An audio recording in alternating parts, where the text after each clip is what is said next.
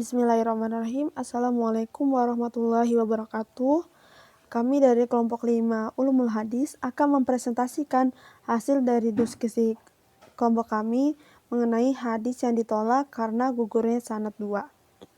Kelompok kami terdiri dari 4 anggota. Yang pertama ada Hafiz Dharma Setiawan, kemudian yang kedua ada Hazrul Fazri, kemudian yang ketiga ada Nabila Ilmi Sabrina, dan yang keempat ada saya sendiri, Ari Wulandari. Baik, selanjutnya materi pertama akan dijelaskan oleh saya sendiri, yakni tentang hadis mu'dol. Menurut bahasa, mu'dol berasal dari kata adola yang memiliki arti menyusahkan atau menyulitkan. Sedangkan menurut istilah, hadis mu'dol adalah hadis yang di dalam sanadnya terdapat 2 orang rawi yang gugur atau lebih secara berturut-turut.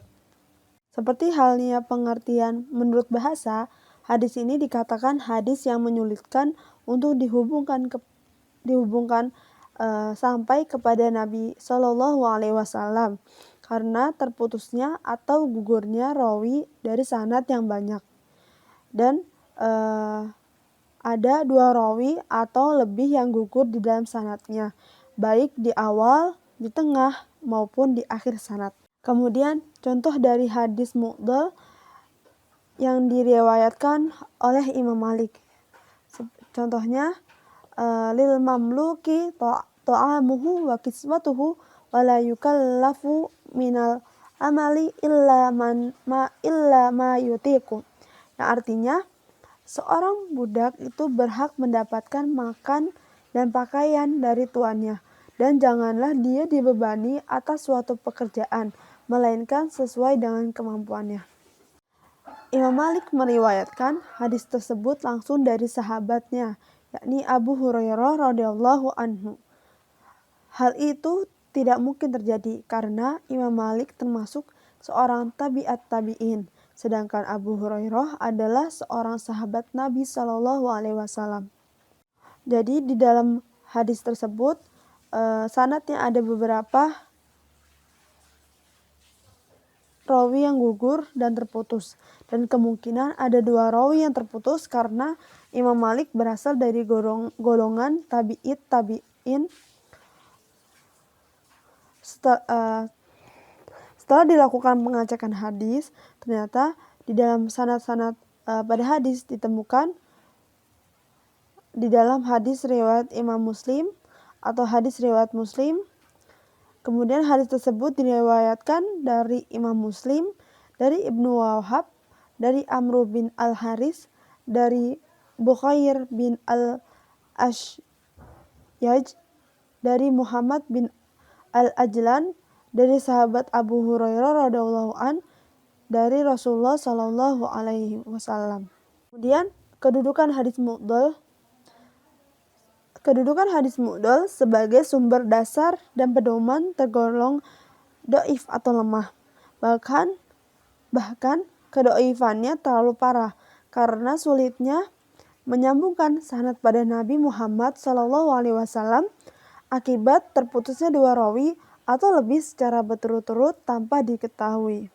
Kedhaifan hadis mu'dol ini jauh lebih parah dibandingkan dengan hadis mu'allaq dan hadis munqati. Ada beberapa pengecualian terkait kedudukan hadis mu'dol, yakni jika ditemukan jalur sanad lain yang sahih dan bersambung sampai Nabi Shallallahu Alaihi Wasallam, maka hadis mu'dol bisa menjadi dasar dan pedoman karena dikuatkan dari jalur sanad lain yang sahih. Hadis munqati.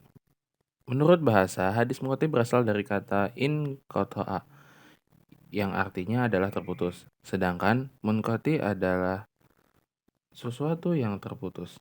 Adapun pengertian hadis munqati menurut istilah, terdapat perbedaan pendapat di kalangan ulama ahli hadis. Yang pertama, sebagian ulama berpendapat bahwa hadis munqati adalah hadis yang di dalam sanadnya terdapat 1 orang rawi yang gugur sebelum sahabat, dimanapun tempatnya, dengan syarat gugurnya rawi tidak lebih dari 1 orang rawi secara berturut-turut. Pendapat ini merupakan pendapat yang paling unggul. Yang kedua, sebagian ulama hadis lainnya berpendapat bahwa hadis munqati adalah setiap hadis yang tidak bersambung sanadnya. Ini merupakan pendapat dari Al-Khatib Ibnu Abdul Bar dan lainnya. Contoh hadis munqati. Ketika Rasulullah SAW masuk masjid, beliau berdoa dengan menyebut nama Allah serta salam kepada Rasulullah, "Ya Allah, ampunilah dosa-dosaku dan bukakanlah pintu-pintu karuniamu." Hadis riwayat Ahmad nomor 25213. Mari kita telaah rawi-rawi hadis tersebut. 1. Riwayat Imam Ahmad dari Abu Muawiyah, dari Al-Laits, dari Abdillah bin Hasan, dari Siti Fatimah binti Husain, dari Siti Fatimah Az-Zahra, dari Nabi SAW. Yang kedua, riwayat Imam Ibnu Majah dari Abu Bakar bin Abi Syaibah, dari Ismail bin Ibrahim, dari Abu Muawiyah, dari Abdillah bin Hasan, dari ibunya Siti Fatimah binti Husain, dari Siti Fatimah Az-Zahra, dari Nabi SAW.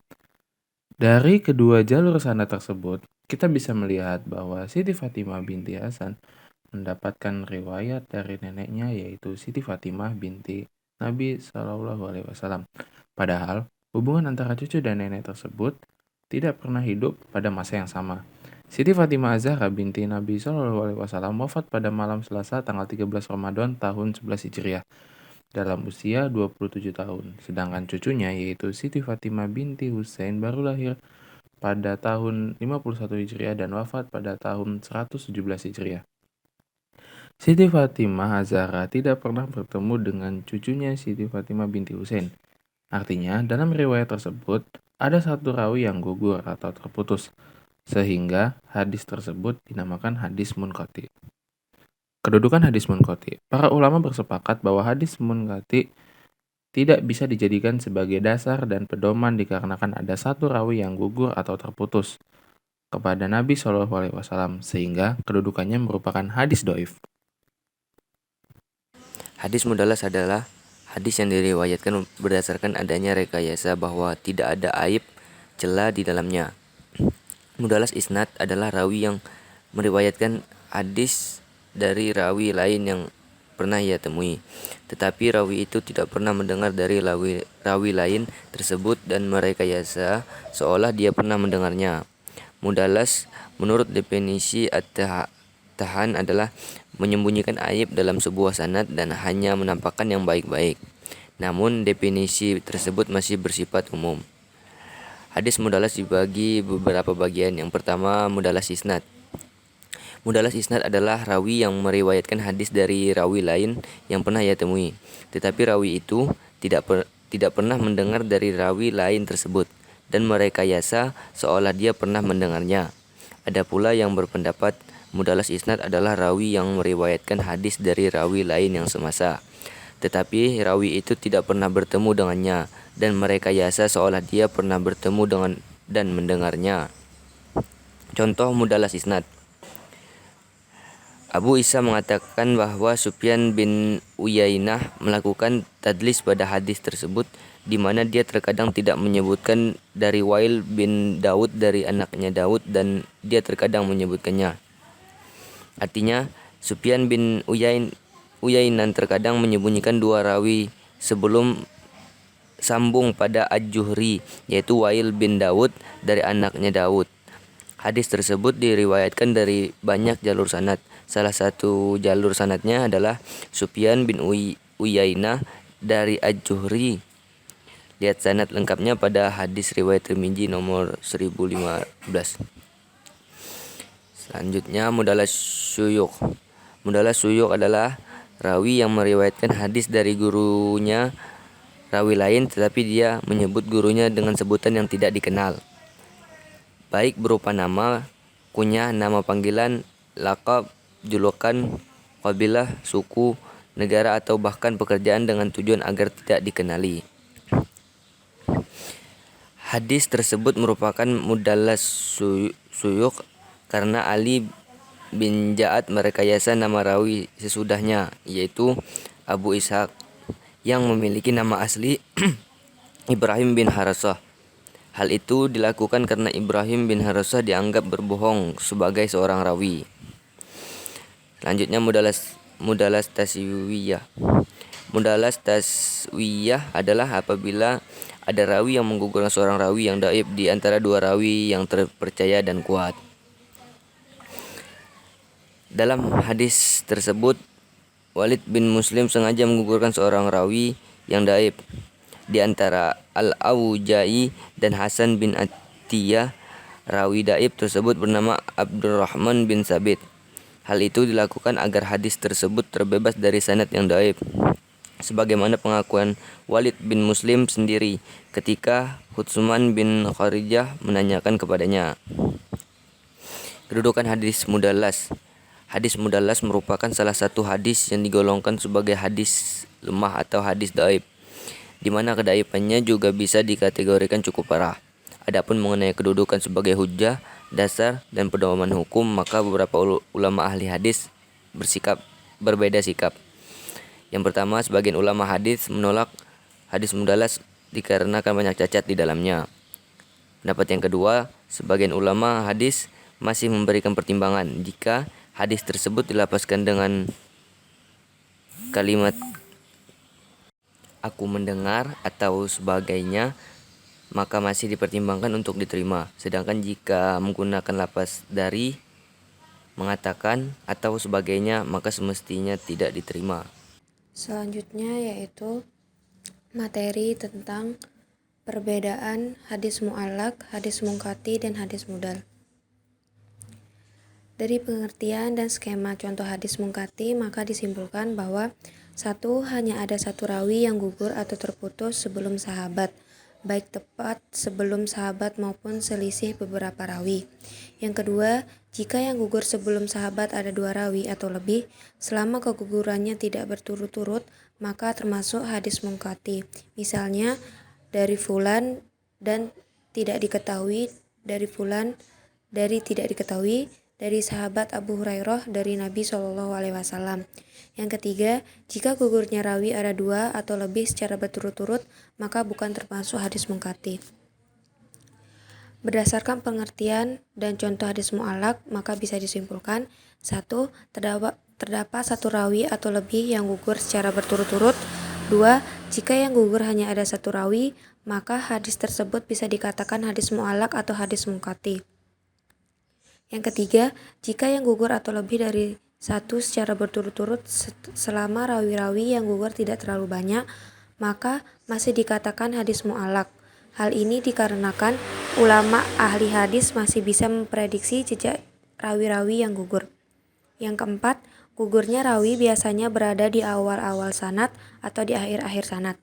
Yang kelima, khusus untuk hadis mu'allaq yang ditulis dalam kitab yang berisi kumpulan hadis sahih, misalnya kitab Sahih Bukhari dan kitab Sahih Muslim, maka hukumnya adalah sahih, karena Imam Bukhari dan Imam Muslim terkadang sengaja menggantungkan rawi-rawi dalam sanad, atau sengaja menggugurkan satu atau dua rawi dalam sanad. Berdasarkan pengertian dan contoh hadis mudal, maka bisa disimpulkan: 1. Minimal ada dua rawi yang gugur secara berturut-turut. 2. Rawi-rawi yang gugur terlalu banyak, sehingga menyulitkan ulama ahli hadis untuk memprediksi siapa saja rawi-rawi yang gugur tersebut. Untuk itulah hadis ini dinamakan hadis mudal, atau secara bahasa berarti menyulitkan atau menyusahkan. Sekian, terima kasih.